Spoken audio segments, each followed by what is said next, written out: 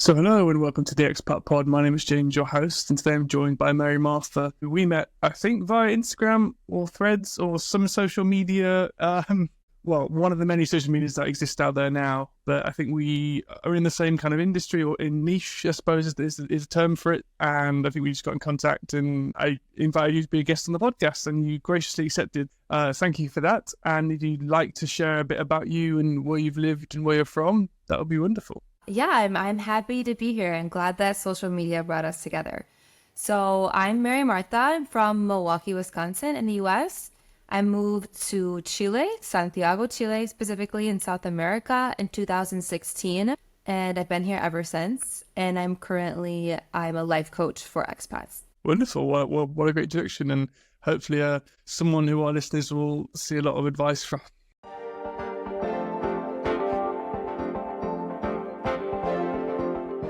So welcome to section 1 of the podcast about getting there. So Mary Martha, this is where I kind of ask my guests about their inspiration for traveling or living abroad. So what was the kind of origin story of our travelers or our expats, if you would, what inspired you on, and then how you manifested it. So all the work you did to find, whether it was an international assignment for work or studying or and getting visas and things. I guess if we start with the why, so why did you want to spend time abroad?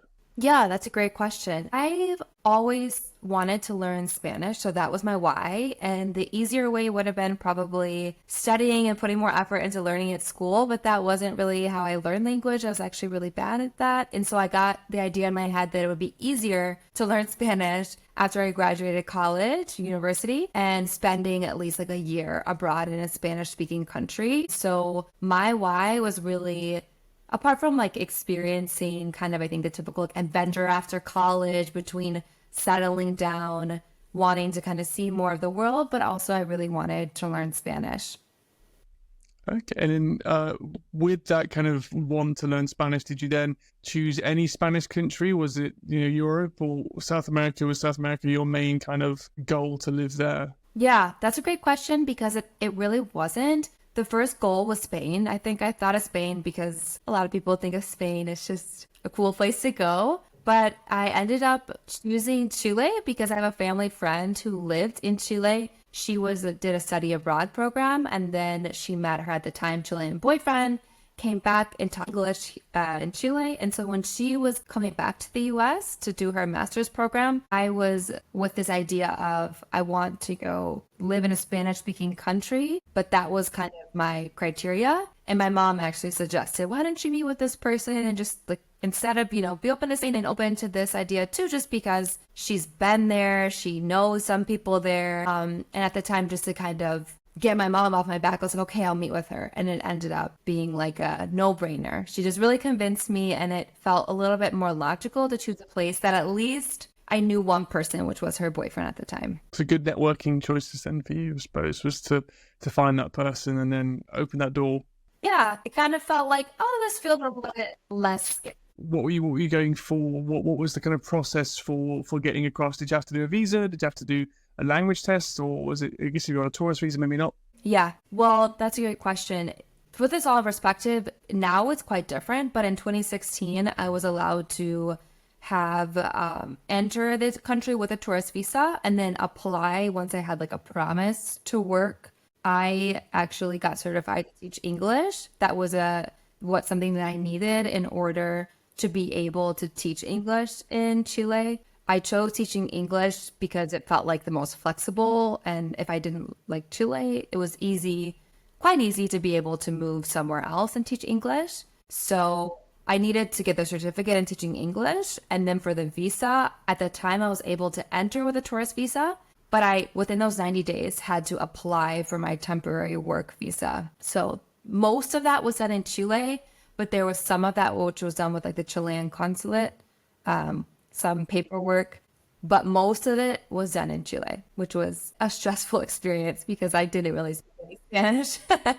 I'm sure we'll get into that in the next section, but kind of going with the being certified to teach English, did you start that kind of process back in the US then? Yep, exactly. Yeah, I chose a program to get certified, and I got certified, and it was all online, which was great. I guess I'll get into the next part. It's had some downsides to actually doing the experience, but it was a very friendly experience for people who do want to move abroad. I think getting certified to teach English is a pretty safe option. And are there many companies you can use for the certification, or is that?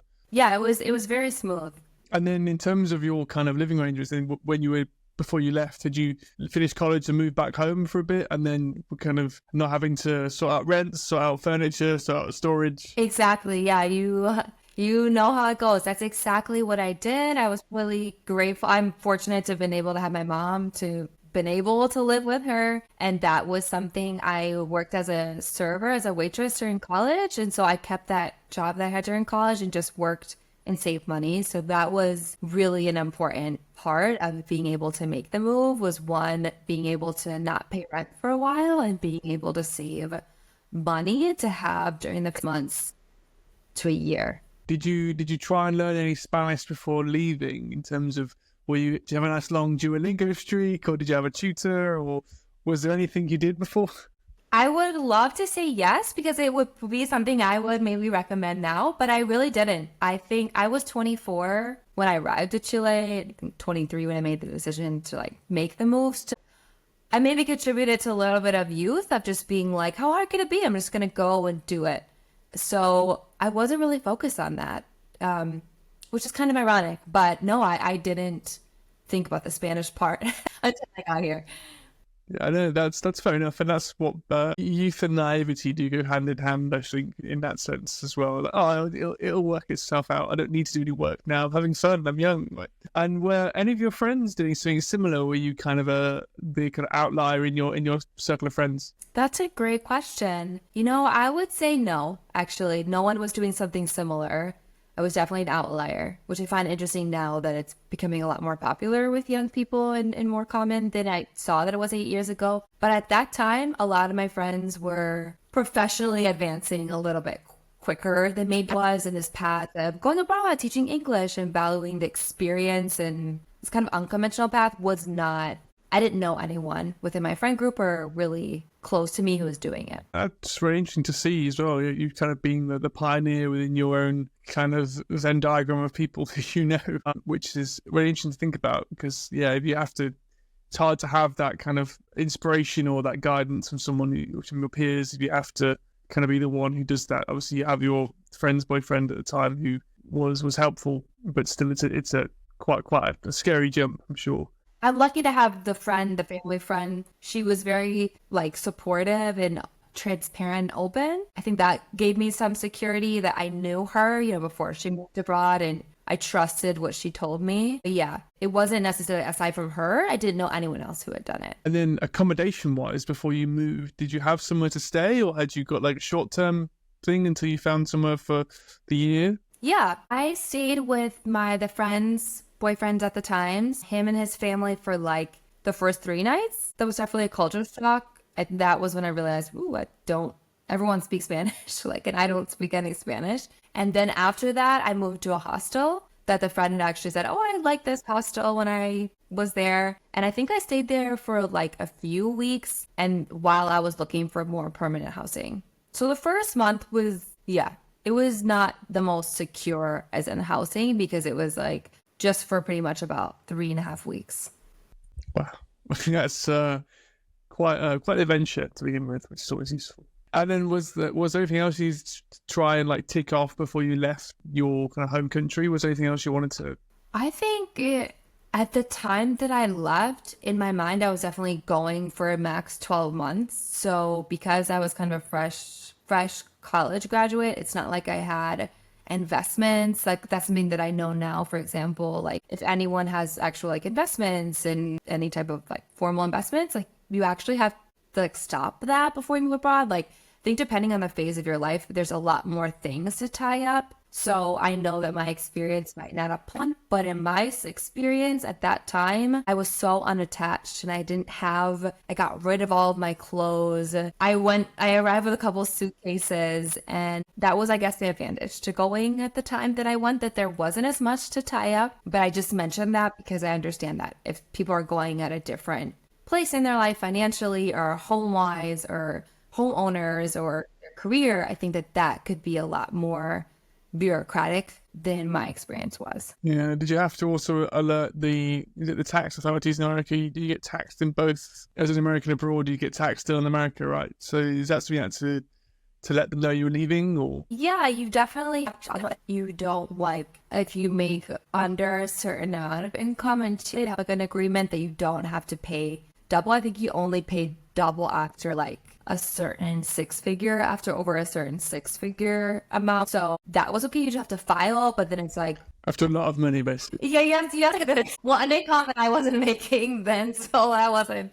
I think I also, when you go back to what you said about that youth, I was just like, let's go, let's do it. And just the time of my life, there wasn't as much of that, but you do have to file your taxes in the US and in Chile because they just need a record, but unless you make a certain income, you don't pay it in both places. Wonderful. Well, I think we can probably go into section 2 about your time actually being in Chile.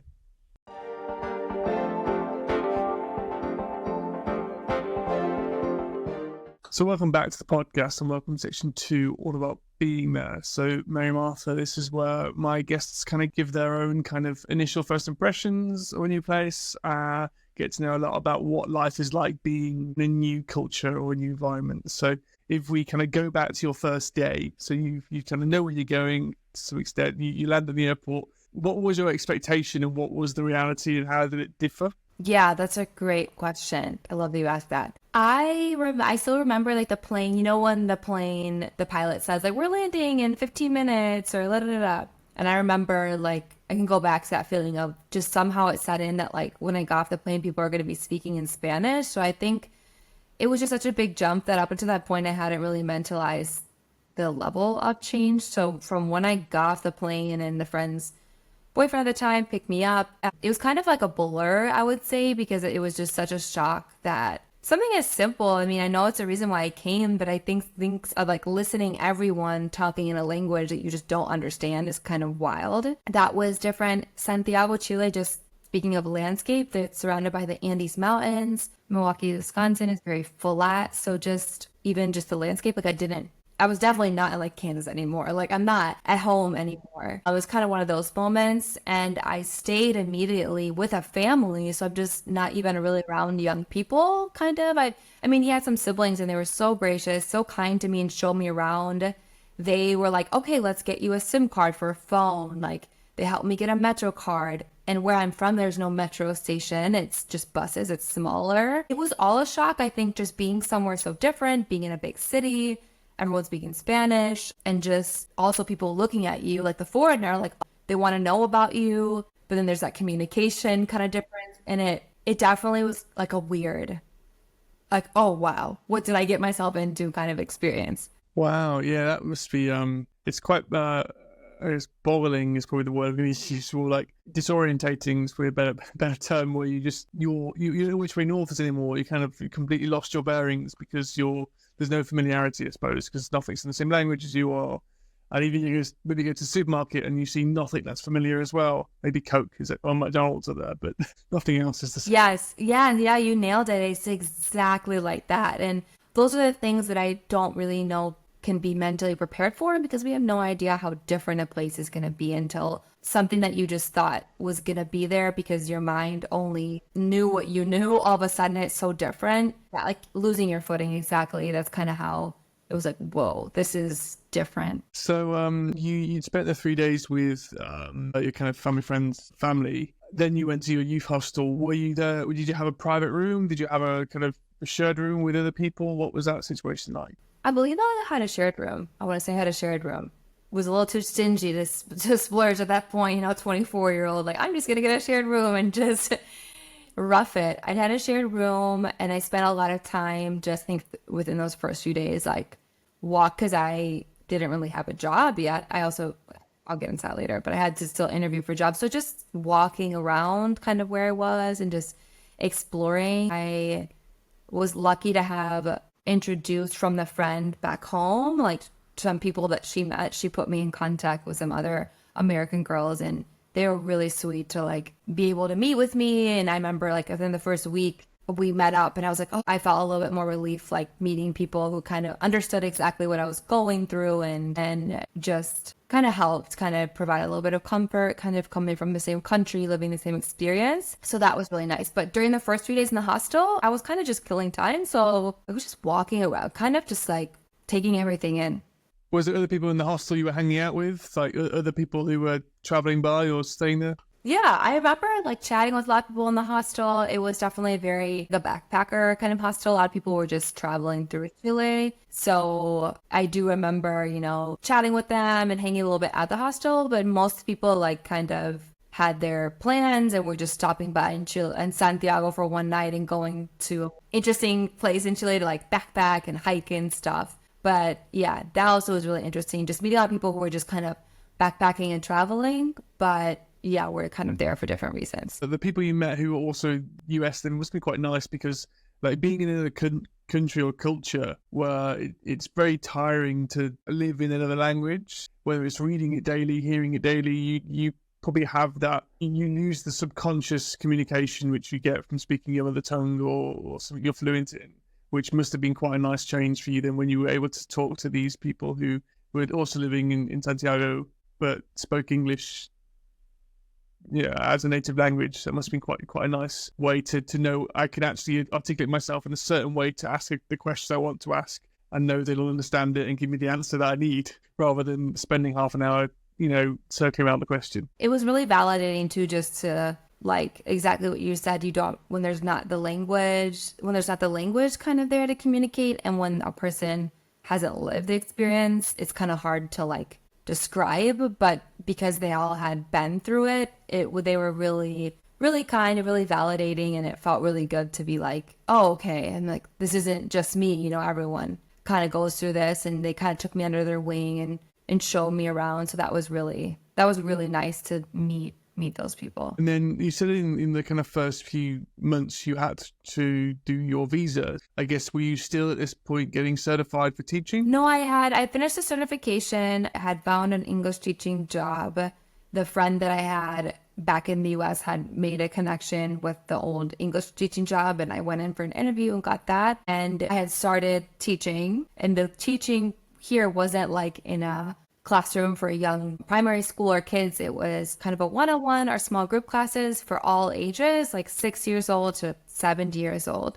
But most of it was like adult kind of English classes. So myself and the other people who worked there would travel to someone's office or to their home, but all hours of the day, and teach the English classes. So yeah, had started the visa process, but the beginning of the visa starting isn't that complicating. Because it is, you send it. For me, it was when things didn't go as planned and when it wasn't like a smooth, okay, yes, it's like, no, we're missing this, or there's some miscommunications or bureaucracy, that. So yeah, at that point I had applied for the visa, I sent it in, and I was just waiting to hear back and traveling around Santiago teaching English. So what was it like the interview process then for you compared to what you'd experienced in the US? Was there a different kind of customs to think about, or what was it scary because it's a different environment, different culture, right? So yeah, the owners for this English-speaking English Institute were American, so that was okay.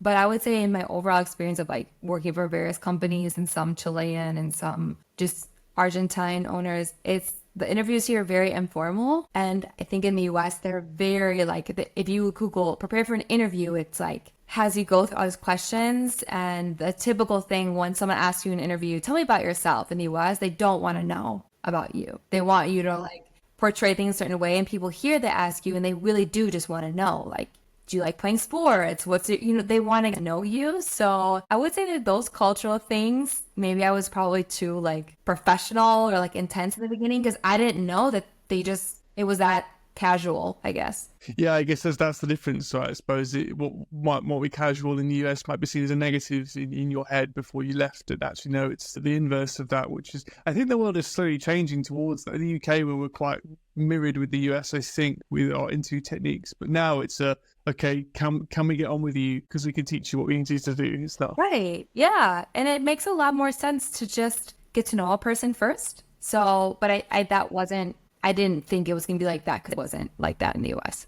you're being exposed to lots of Chilean culture with your job then, going into different offices and houses and meeting all these great people who want to learn English through you. What was that like? What did you learn a lot from them? Did you learn a lot of Spanish from them as well? Because I guess they would be still communicating in some Spanish whilst you're delivering your English class. Yeah, you would think I would learn Spanish, but I think because I had like such a low level, I didn't. The students that I had that didn't have a high level Spanish or English, and I didn't have a high level Spanish, that was a difficult one. I would say that I learned my favorite part of it all, and I learned just a lot, I think, about like people, because the cool thing about teaching classes is a lot of times, at least the way I like to teach, was try to find a way to talk about what they're interested in and kind of get that to be what we're talking about, because it was conversational. So it was a very like almost intimate way of kind of teaching, and I really got to know people in a really deep way that later when I then changed jobs and worked just at a digital marketing company, it was like not that deep, I guess. Like you didn't really get to know people because it wasn't like you just were talking. And I do think, you know, just putting yourself out there and learning a language is like requires some vulnerability. So that also opened it up for the student, whoever's learning, to kind of drop their guard a little bit, because it's an uncomfortable experience. Completely, and it helps to actually describe what you've done that day and stuff, which maybe you wouldn't share every day with your family or friends in your own language, but in your language, it just helps you communicate. So if you say, oh, basically write a journal in that language and try and speak it to someone, will probably help you learn it faster. But maybe you're quite an introvert or you don't wish to do that, and it definitely is quite scary. And there's a bit of a blocker there, perhaps, for how people's paradigms change for what they're used to. So when you then, so you've been living in the hostel, you found a job, you were then looking for somewhere more permanent to stay. So did your friends who were also American help you out, or did you have help from work to find somewhere to stay? What was that like? No, for the first place that I stayed, it was like that friend's boyfriend at the time, was called ex-boyfriend. His friend was looking, his friends like live with his mom and his brother, and they were looking for like to host someone, because a lot of people, I guess, in everywhere will kind of host a study abroad or kind of those type of things. So I lived there for a few months, and that was definitely a different experience than like being in a hostel amongst a lot of people who were international and younger, and there was different, more language diversity to being in a household where no one really spoke English. And it was I think a tough experience, just because it can be kind of isolating when there's not a lot of way to communicate with people who live there. But I think it was helpful to just get a view of Chilean family and kind of like what you're saying, get to know more about Chilean customs, how they eat dinner, just kind of little things you just don't even really think about. And I stayed there for 3 months, and then I moved in with one of those girls, one of the friends that I had kind of made in that first week. That connection, they needed a roommate, so because their roommate left, so I was like, oh, I want to live there. And I lived with her for like, and another Chilean man. It was a group of 3 of us for like a year. So that was, I think it took about 3 to 4 months to really find a living situation that I felt matched my lifestyle a little bit better and kind of the experience that I wanted. Because I didn't really, you know, especially as a young college graduate, I didn't want to live with like a parent kind of watching over me with like rules. Nothing against that, but I wanted to, you know, not have a lot.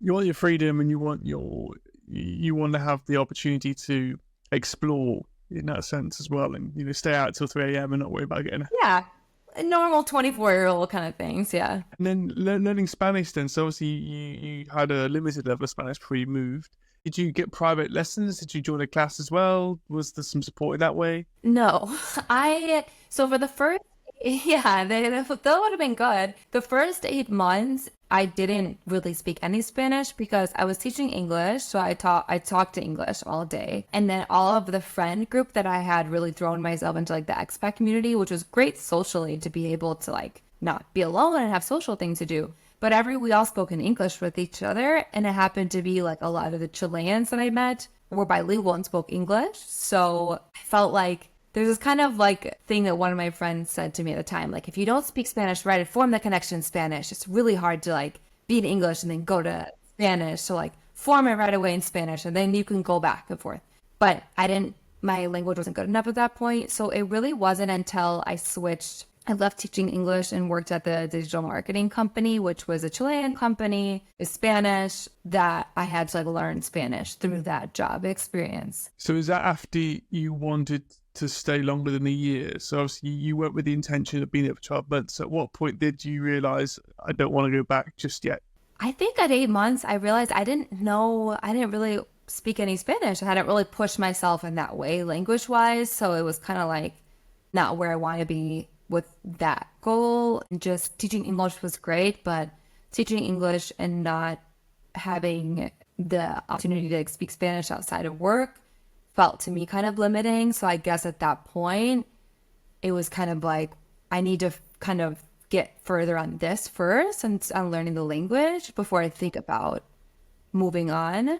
And then when I did get to a year, it felt like, wow, the first year for me personally was so challenging that it was kind of starting to feel a little bit more smooth at 12 months, that it was like, it took me so much to just get to this year point. I'm not going to go back now. Like, I worked too hard to get here. Completely, yeah. And all that knowledge you've accrued over the year of how to kind of live in the country just becomes somewhat wasted if you left it behind. You took a job at this marketing agency. Was that a Spanish company, or was that a Chilean company, or was it an English speaking company but with local people working there as well? Yeah, it was a Chilean company, and I was like an assistant to the CEO. And the CEO for the beginning just really try to like get me to practice English, until I remember having to tell him like, hey, like I can't speak English anymore at work because I need to learn Spanish. And it wasn't necessarily like, I think a lot of people might think, oh, I go abroad and I just learn the language. But especially as English speakers, we can kind of, at least from the US,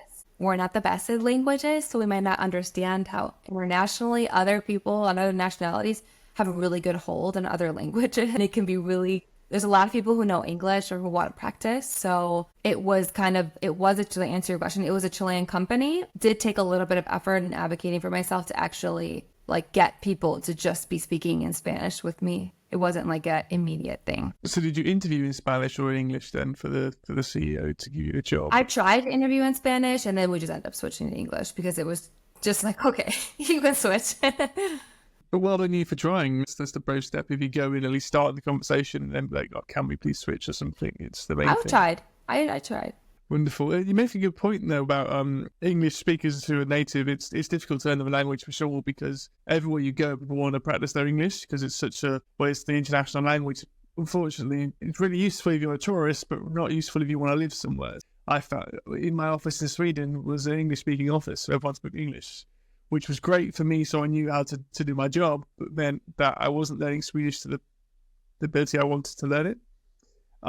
Somewhere like Sweden, it's like 81% proficient in English, so you can speak to everyone and they speak your language. And similarly with other expats, either they're from Spain or from other European countries, they speak English as their second language and they'll be learning Swedish. So you're kind of stuck with all your friends are expats, all speak your language. So you still find out it's difficult to progress in that sense, but it's a blessing and a curse, so to speak. And it's not for ignorance. It's through some people try who are British and American, perhaps, but most probably don't when they go abroad. Yeah, I love that you shared your experience, because I felt like in the beginning I judged myself a lot for that, and it took just accepting that to like actually get better at Spanish and put myself out there. But I think it's a very real, I guess, experience. It can feel frustrating because, like you said at one point, yeah, some other people like get knocked because of how great their language skills are, and that's amazing.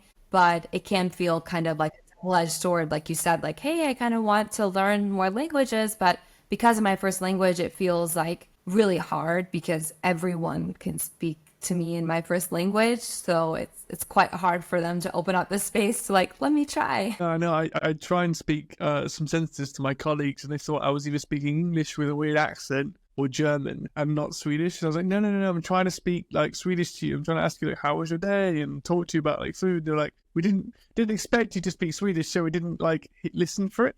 Which is the point where you mentioned about setting when you first meet people, set the baseline in the language you want to actually learn, and then switch in and out if you're struggling. because then they associate, okay, you want to speak Spanish, whereas I guess with me, people didn't associate Swedish, which is an interesting perspective to think about. Great. So we kind of covered your first year and a bit then of living in Chile. What was it like now you're kind of settled and got past that first year? How did you find it? How did you find the social life? Was it mainly expats to begin with? And then once you kind of settled, do you found more locals or other South Americans to hang out with? Yeah, great question. I do think that it really did quite kind of shift. I think for me and my personal experience, it really shifted between when I arrived to Chile single and then after I met my now husband, who's Chilean. I think that the social life for me changed quite a lot, just because when I was single, I was hanging out a lot more with, I think, other single people. I think that's probably how it is when anyone is single anywhere regarding living abroad. And just being in my younger 20s or like mid 20s, the social life was kind of like a let's just go out all the time and get to know people like on a superficial level, but just because they were fun at the time.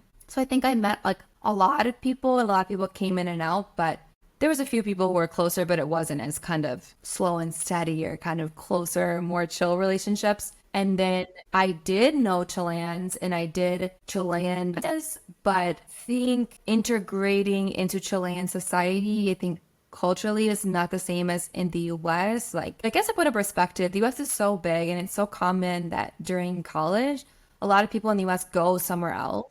And so it's very common that people have friends from high school, friends from college, friends from work, and they're kind of set up to have to kind of like move on at that point and kind of make a new group. But something I noticed in Chile, it was very common. People had their high school group because the country, I think, is like 19 million people compared to 330 million people, 300, I don't know, over 300 million in the US. The sheer size, I think that socially, like once I got more into like a Chilean kind of lifestyle, I realized that like it just had a different social kind of makeup. Like it's more like people really hang on to their high school friends. They say their childhood friends. Some people, which I think has also a double-edged sword. It's something that's really cool, but it can be hard to be not just the outsider, but a person from a different country to entering groups where a lot of times, even within Chileans, it's kind of hard to enter a group that has kind of been there, the core group, and hasn't really changed for a while. So that was challenging in a way that I didn't experience that when I was friends with a lot of expats, because, and I still am friends with people who are expats because they're just so, I feel like there's a mentality that's just so open and just, it's sharing a lot of values too. It's very open and easy, and usually they're very inclusive and willing to kind of let someone come into their group because they all know how it is. But when you move somewhere and people have never lived abroad, they don't really know that. They haven't lived that, so that wasn't, sometimes people weren't as open. So I don't know if that makes sense, but just socially was like, it can still sometimes be a challenge. No, completely. Yeah, it's definitely a paradigm shift. I think when drawing parallels again from Swedes to Chileans, they have a lot of friends from childhood. So like I remember I did I helped some YouTuber in the streets of Gothenburg record, and they asked about friends and how Swedes are very hard to get to the group. And like, yeah, I've got my friends from like kindergarten. I'm still best friends with them. All five of us still hang out every year. We go on holiday with our families, and it's like, wow, okay, I know, like, okay, I have two friends from school I've known since I was very young, but other than that, I don't really speak to many people that I grew up with because we've all just had gone our separate ways. It's just by chance we grow up in the same place. Doesn't mean we have the same ideals. Whereas as you get older, you meet people who have your views and your kind of hobbies, and that's how you become friends with people as you get older, because you go, actually, you're quite cool.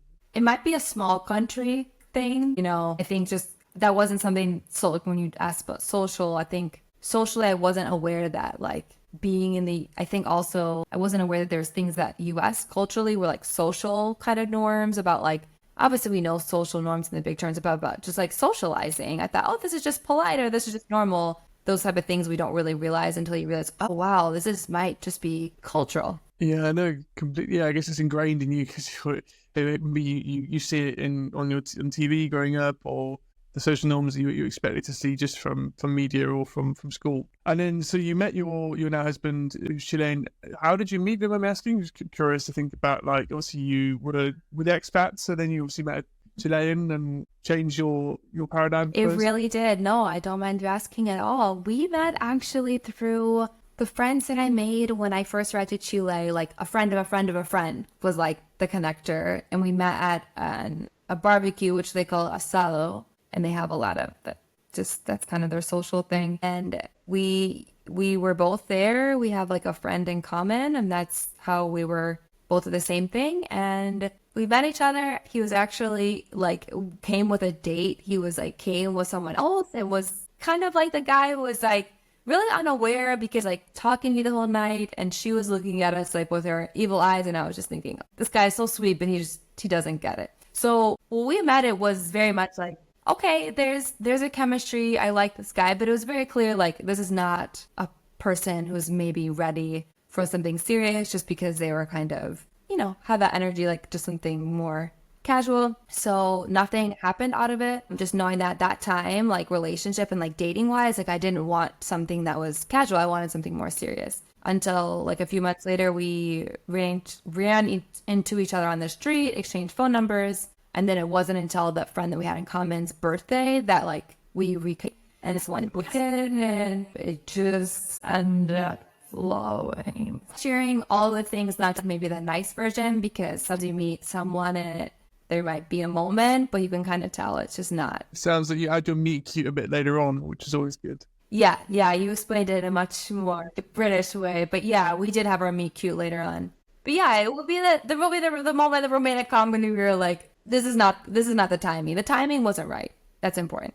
Well, that's life, I suppose. But it's a good thing you got to say each other's lives, and now I'm assuming very happy, and it's worked out well for both of you in the end. So when you first met, were you speaking Spanish or English to each other, or how did you kind of engage that? He tried this because he is bilingual, and so he tried to speak in English the whole time, and I just kept on responding in Spanish. It was just like, I want to talk in Spanish. So it took also him, like, I had to be like firm about like, hey, like, I want to talk in Spanish. So even people who are genuine and really like mean well, they can really subconsciously see it as an opportunity to practice their English, kind of. So yeah, now I think definitely there was a time where it was mostly Spanish, but now I would say it's very much Spanglish, like 50%, because we're both bilingual, so it just kind of goes. Yeah, if you do the word in Spanish, you do the English word, and then vice versa. I suppose it's quite common, I think. Yeah, for sure. Especially with modern words like selfie and things like that. If you watch like other European languages speak, they'll just throw in the modern English word in, which is quite amusing to watch. Yeah, sometimes I have to ask still, like, how, because so many people, if I ask, how do you say this? So like, they just say the word in English. I'm like, but I want to learn the Spanish word.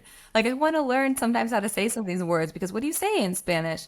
We just say it in English. I'm like, yeah, but that definitely happens a lot. At what point on your kind of journey through Chile was meeting your now husband? How early on? And then I guess you wanted to stay for that relationship to blossom? Yeah, I met my husband. We got together, we started dating in 2018. So it's a couple of years after I came. And say like once we kind of had a conversation and like the relationship was going to have a future, that was important. I think just dating odd, to be really clear. And like for me personally, it was like, I'm not going to stay in another country and just like build a life here. This isn't going anywhere, because this is that's a for me to do. So from the beginning, I think in the first few to 6 months, like once we were clear, like this has a potential to be something more, I guess it just kind of flowed, and it probably wouldn't have felt as comfortable if I wouldn't have felt that my now husband would have been committed to that. But seeing that this person is committed and that they do want to see like where this flourishes, like in a deeper way, I think that just felt kind of like, oh, it wasn't ever like, I'm going to stay for him. It's like, oh, I'm just living my life. I'm just gonna, like, if I was living in a different city in the US, that's kind of how I felt. Like, just dating this person, I'm living here. Yeah, just felt like that. You said that then blossomed more socially for you. I'm guessing you met your now husband's kind of friends and family and kind of fell into their circles, which was obviously for you to learn more Spanish if it was predominantly Chilean friendship groups who would speak Chilean or so speak Spanish around you, then you're kind of still, you have to learn it, or you kind of don't feel part of the conversation. Yeah, it was that, definitely. And also professionally wise, I worked at that marketing agency like a year and a half, and then for 4 years I worked at a travel agency, and we all spoke English with the clients because the clients are mostly from Europe and US and Canada, I would say North America, but everyone in the office spoke Spanish, and they were all expats too, but Spanish speaking expat. So that was like, I think when work and socially could be both kind of in Spanish, I think that's really, really when I was able to kind of pick up because it was more fluid. And on the kind of vision of traveling, were you able to explore much of South America with your base now being Chile? Have you seen some amazing parts of it, like in the mountains and things, or what's been your favorite bit? Yeah, I was able to travel like to some cool places with the travel company, so that was pretty cool. And also on my own travels, I think definitely Chile is really beautiful, and there's a lot of mountains and volcanoes and lakes and desert and ocean and all of that. I think that Torres del Paine, the Patagonia, kind of what everyone thinks of the mountains, is really, really beautiful. It's just kind of iconic. And there's also a place in the south of Chile called La Carretera Austral, which just means like the Southern Highway. And it's just a really long, very, very long highway. And I like it almost like maybe a little bit more than the Patagonia Torres del Paine because it's less known, but it's a little bit more like, it's less exploited at this point. We will see where it goes in the future once when tourism develops, it can kind of make things really cool, but then everyone goes there and it's kind of like, if you go somewhere that's super cool and you see the pictures, but then there's like a line, like in nature to take a picture, it can feel like it kind of takes away the specialness of it a little bit.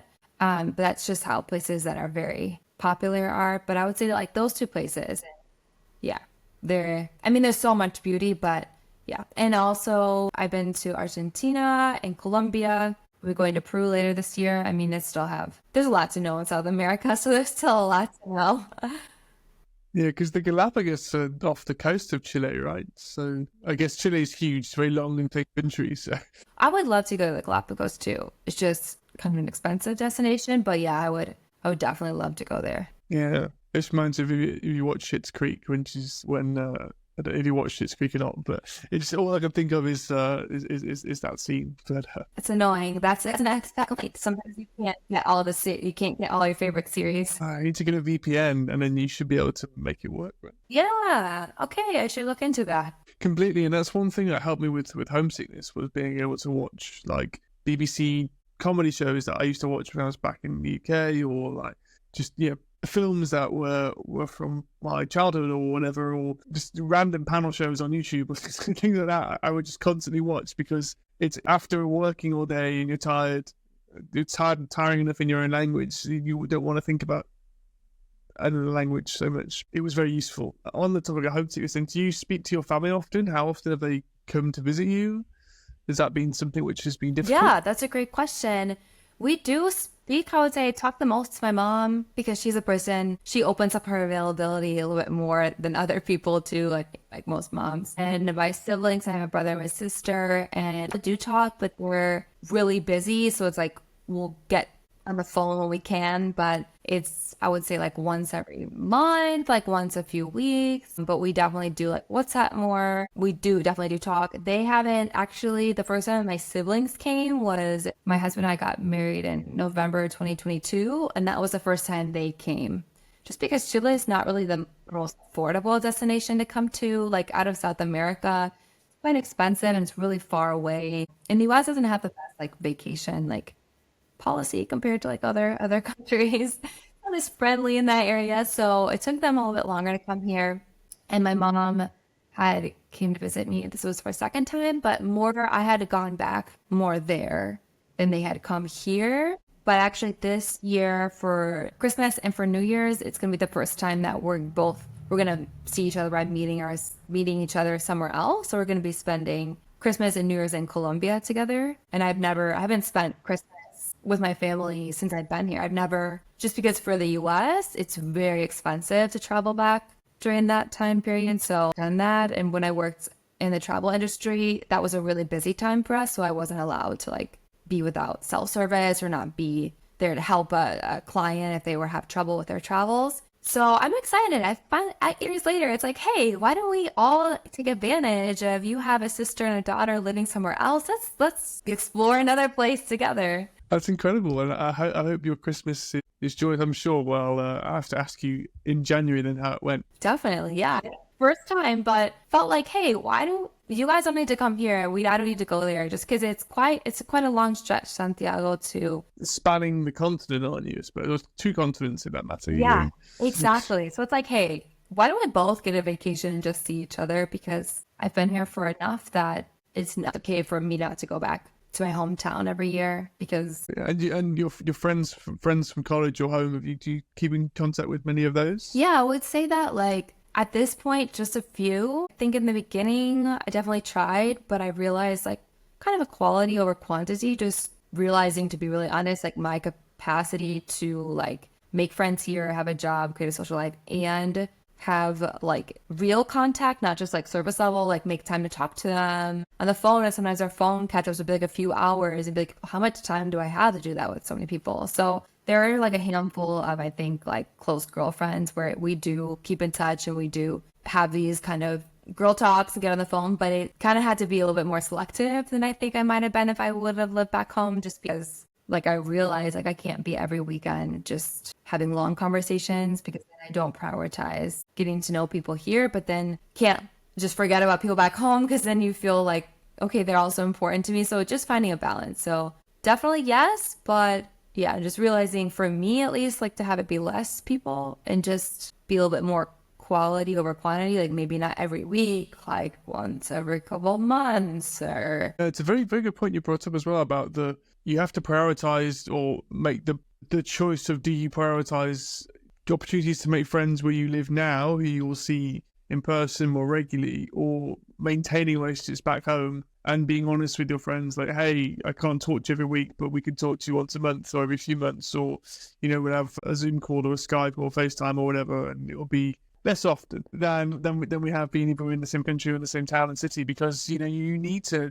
make your life, because, that's what's needed for your mental health, I'm sure. And I guess group chats are always useful because you can all, like, post your updates on together. Yeah, no, group chats are the best. Yeah. Videos, it's really funny. It probably isn't. It might sound weird to you because I'm pretty sure WhatsApp in the UK and Sweden is like a normal thing, but in the US, no one WhatsApp. Like the US is like a black hole for WhatsApp. It's like everywhere else in the world, but WhatsApp doesn't really occupy it in the US. So I have like taught my family, they now send audio messages, which like I learned from like most like Latin Americans here send a lot of audios. And I don't know if that's a thing in UK or Sweden, but like that's maybe it's a WhatsApp thing, very popular to communicate. And so a lot of times it'll take me a while to get on the phone with my sister, but we'll send each other like 9-minute audios. And it's just like, okay, I can listen to that when I'm just walking, whatever. It ends up working a lot better when we might not be able to talk on the phone, but you can send me 3-minute audio here and there. And 3 minutes I can do while I'm washing the dishes. I can listen and then respond. And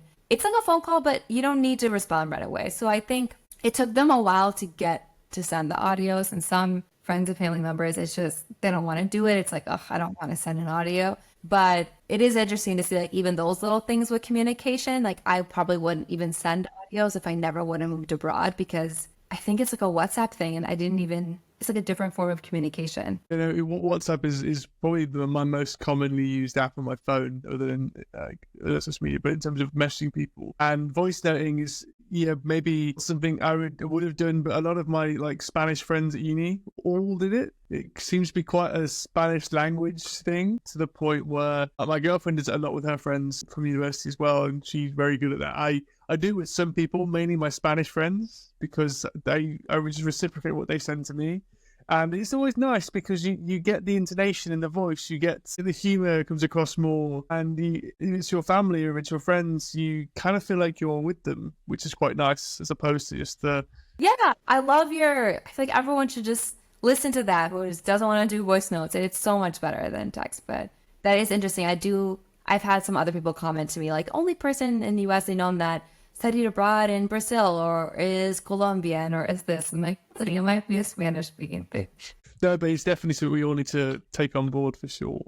Is there anything else about living abroad, being in the country, you wish to share? Because I appreciate we've been talking quite a long time about your incredible journey, but it's all been very, very valuable. Is there anything else you wish to add or expand on? Sure, yeah. I guess the one thing I would say is that, like, for anyone who wants to move abroad or is recently moving abroad, to just give themselves like a lot of compassion and grace when it comes to like their career growth. just because a lot of like, I've been abroad for 8 years. I am now like coaching other people like expats and creating their life abroad. And I have had a lot of expat friends, and it's kind of common that compared to your friends maybe back home who've never left, like career growth just looks different sometimes when you're abroad. And that doesn't mean that you can't get to really great places, but that can sometimes be like a sore spot for some people, especially considering like if you went somewhere where maybe your studies aren't validated, or like you kind of feel like you have to take a few steps back. And so to just know that you're not alone and that like career growth is okay.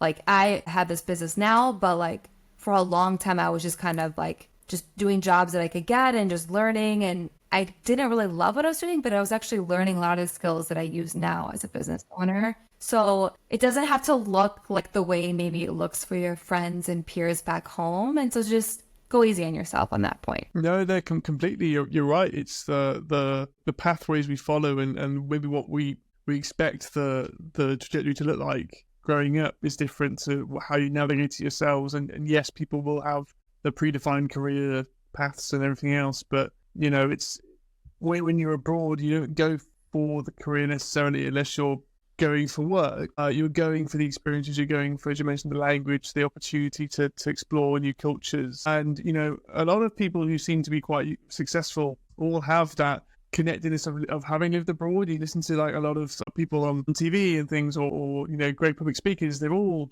kind of done something different to everyone else, and you know, living abroad is something different to everyone else. It's definitely worth keeping in your arsenal, because you do become a lot more empathetic as a person because you have a different experience. So it's valuable in the soft skill sense. I completely agree. I think you're so right. In the thick of it, it can feel frustrating to get like an intangible thing that older people will say, you're so good, I wish I would have done that, when you just want the tangible kind of result. But exactly what you said, like just remind yourself that what the path you're taking is gonna help. It's going to help with the success that you kind of want right now in a bigger way later. And so just to kind of trust that, but it can feel kind of like you're delaying certain kind of things that you want to get to sometimes. And your lived experience separates you from everyone else. Otherwise, if we all did the same thing, it'd be quite a boring life because it'd be nothing to talk about. I know it's difficult to measure yourself against your peers. And if you grew up in another country to where you live now, you're measuring yourself against two sets of peers, and it is difficult because if where you live now, people haven't left and they've got an advantage on you because they've always been there, and your friends back home have never left, so they've always stayed there. So you are, as you said, you have taken that sideward step, which then delays the journey, but you probably offer a lot more in other ways for sure. And then secretly everyone's jealous of the person who lives abroad, so it's kind of ironic. I guess we can go into section 3, which is kind of a review and recap of your time. So welcome back to the podcast. Welcome to section 3, which is not really named yet, and I've been saying this now for over 50 episodes, but it is essentially a review of your time. So Mary Martha, this is where my guests kind of, the first question is usually about, before you moved, and you can go back and give yourself some advice. What might it be? Maybe in your sense, learn Spanish?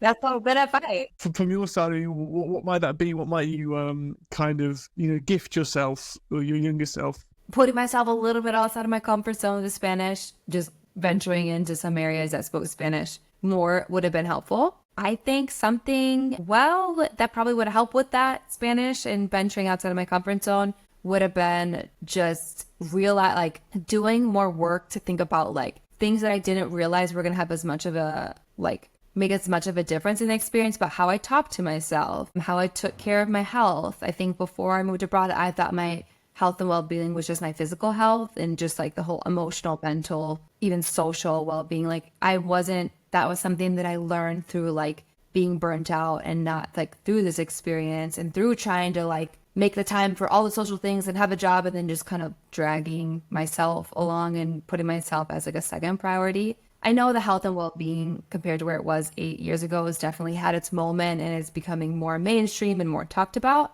But I would definitely say like, if I would have prioritized just meeting my basic needs about like, what do I need? Setting myself up, like not believing every thought that I said, because I think when you go outside of your comfort zone and you throw yourself into a new experience, it can bring up a lot of insecurities, a lot of this is too hard. And if you're always listening to that voice, it gets really hard to get up the next day and to be uncomfortable again. So it wasn't until I think I became aware of like those thought patterns and started actually getting help, like support through like coaching with that, that I was like, oh wow, like this has been a lot harder than it's needed to be. So I would say the advice I would give is like to focus on that well-being, kind of like mental, emotional, and like physical well-being as like just a practice, like to like be able to like handle all of these challenges it still would have been challenging and it still would have sucked a lot of the times. But I think it wouldn't have like rocked me maybe as much if I would have been a little bit more prepared from that aspect.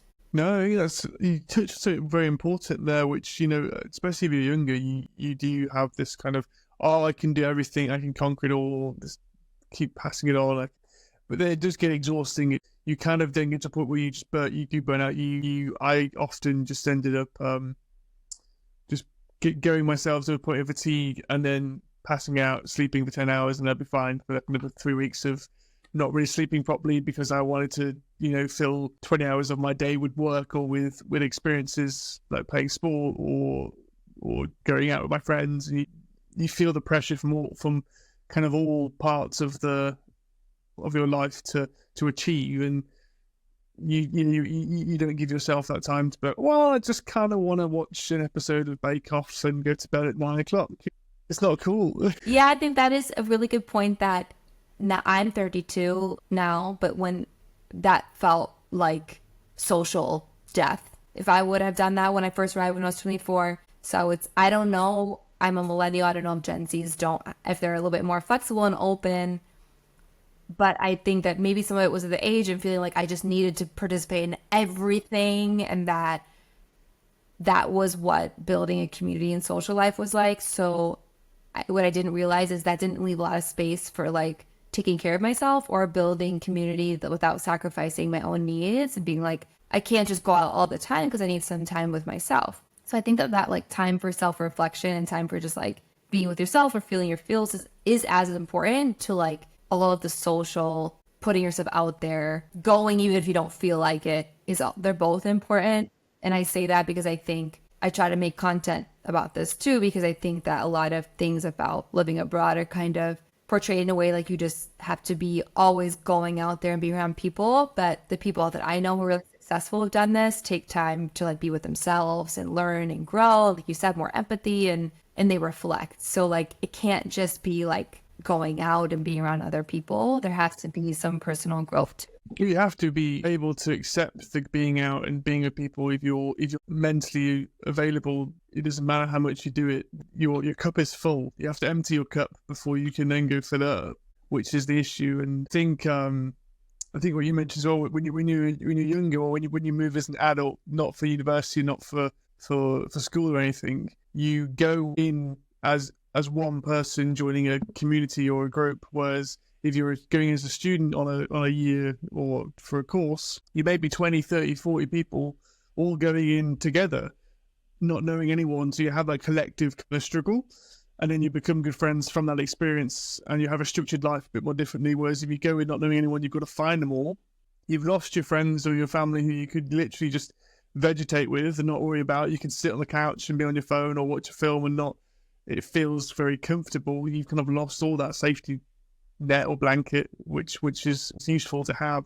You can just be like, I just want to have a glass of wine and watch, you know, Made in Chelsea, or it's just not like be around someone but not have right. That's luxurious, especially in the beginning. That doesn't happen a lot. Yeah, exactly that. But we crave that. I think as people, you crave just, you know, doing nothing with people you love. And if you've moved country and you don't have those connections with people you love, so it's difficult. Absolutely. I think for me, a lot of evenings I spent calling friends. I'm sure you never had enough time to, but calling the friends you'd have those times with and just talking absolute nonsense for 2 hours was a chance for me to refill and download what I've got and you know, hear a lot of things that they've got as an opportunity for me to balance myself a little bit. And then going for a run would also help quite a lot. Yeah, I love that. And I think that's something similar that I did too. Like I think it might have seemed like in the beginning that I had this huge group of friends, but there wasn't a lot of like deep friendships. So I think something that now throughout the 8 years, probably just growing older and just more life experience and realizing that like not all of the friends need to meet like that deep, what you said, like I could just sit and have a wine and watch Bake Off or I call about you and just be like in a flow where you don't have to warm up like just those people. And it's okay if it takes, a long time to find those people wherever you're living. I think that I know people who moved across the US and they said it took them 6 years in a new city in the US to find that. So I think it goes back to what you said about moving somewhere as an adult when you don't have that built-in thing to connect over and bond over. That takes a lot of time. So it's okay to like sometimes opt out of that one night you've been going out a lot to meet other people to say, I'm going to call my best friend from back home. And that is still a social connection. Maybe it can convert into like an issue if like you never leave the house and it's like every single night or every single, like you're saying no to all new opportunities. But there's nothing wrong with like that still being an important part, like you said, to fill your cup, because it's not like you just end all of the friendships or relationships you had when you move somewhere. Yeah, no, completely. I think one of my good friends who I spoke to before, actually, he lives in Sweden still, he told me I need to get better at being by myself, because I'd always like want to hang out with people because I didn't want to be alone. But I was like, well, you need to get better at being alone because, you have to get used to it. And I was like, it's a good point, but no, just come play snooker with me or something. Well, everyone's the expert on themselves too. We don't ever know what people are going through. And sometimes people just might really want to be around other people a lot. It's not really a problem. It's just like the FOMO can be really